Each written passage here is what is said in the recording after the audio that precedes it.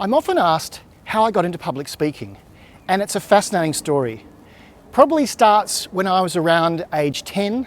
I was at school and I entered a debating competition. I was 10, the opposition were 12, and the topic was that zoos are good for society, and we won.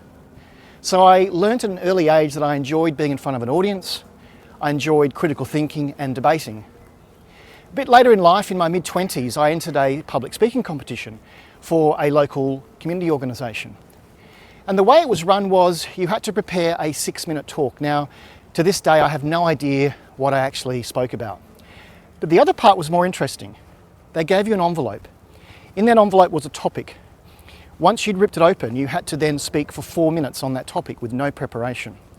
And I remember exactly what was on that envelope, or what was inside. The topic was that your heroes have let you down.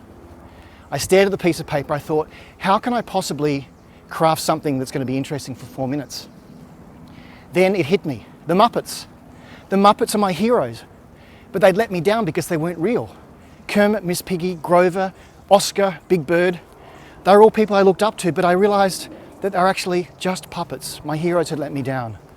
Now, it was a silly story, but it actually spurred me on to really enjoy public speaking. A bit later on, I was asked once when someone rang up to find out my availability, what's your speaking fee? And I went, you mean I can charge for this? So since 2018, I've been with an organisation called Speaking Office. They manage all my speaking activities, and I've been a professional public speaker probably for the last 10 years or so. And I love it, I enjoy it. I get to travel around the world. I get to meet so many interesting people, so many different experiences.